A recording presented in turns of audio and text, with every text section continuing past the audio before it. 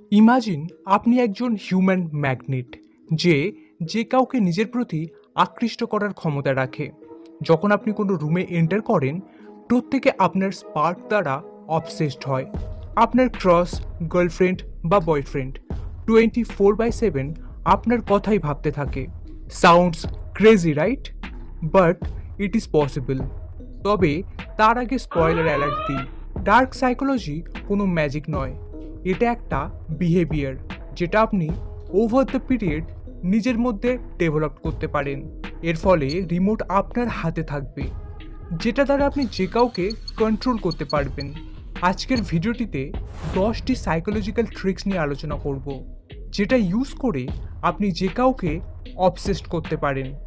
Not only that, এগুলি use করার ফলে লোক আপনাকে ইগনোর করা তো দূরের কথা, আপনার লাইফের পার্ট হওয়ার জন্য নিজের 100% এফোর্ট দেওয়া শুরু করবে। So let's get into the video. Trick number 10, push pool paradox. অনুপস্থিতি সামনের মানুষের মনে কৌতূহল জাগায়, তাই আনঅ্যাভেলেবেল থাকুন, হার্ড টু গেট প্লে করুন। মানুষকে বোঝান আপনাকে পাওয়া এতটাও সোজা নয়। যত বেশি অ্যাভেলেবেল থাকবেন, ততই লোক আপনাকে টেকেন ফর গ্র্যান্টেড নেবে, আপনার ভ্যালু ডিক্রিজ হবে। Trick number 9, stay mysterious. মানুষ মিস্টেরিয়াস পার্সোনালিটির প্রতি বেশি অ্যাট্রাক্ট হয়। নিজের ব্যাপারে যত বেশি রিভিল করবেন, ততই আপনি সামান্য, সাধারণ এবং আনঅ্যাট্রাক্টিভ প্রমাণিত হবেন। সাথে আপনার ভ্যালুও কমবে। যখন আপনি মিস্টেরিয়াস অ্যাক্ট করেন, মানুষ আপনার ব্যাপারে কেবলমাত্র গেস করতে পারবে।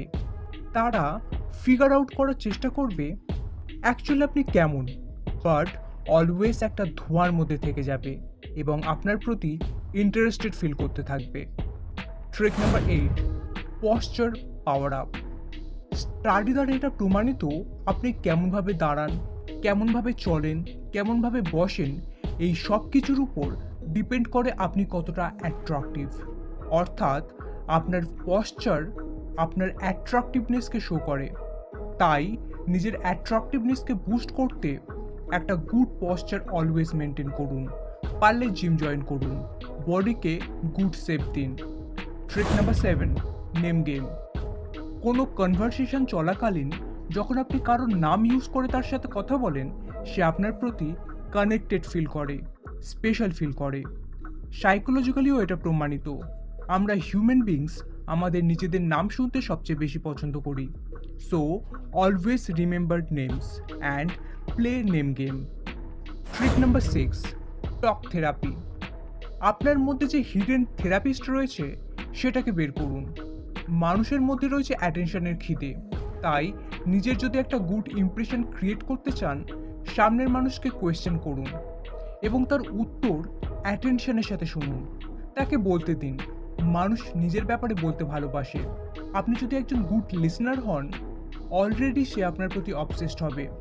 Trick number 5, touchy tango. নিজের ফার্স্ট ইমপ্রেশনকে যদি আপনি মেমোরেবল বানাতে চান, যদি চান সামনের মানুষটি আপনার প্রতি অ্যাট্রাক্ট হোক, তাহলে এই টাচি ফিল ট্যাঙ্গো ট্রিকটি ইউজ করতে পারেন।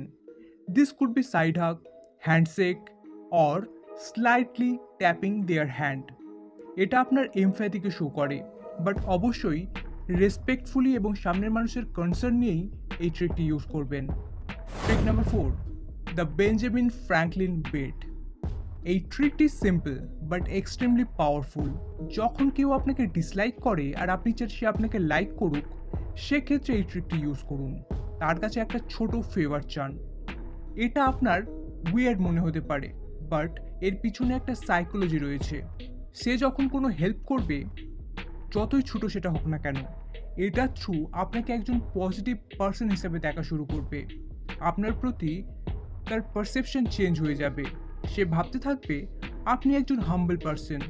Trick number 3, eye contact tango.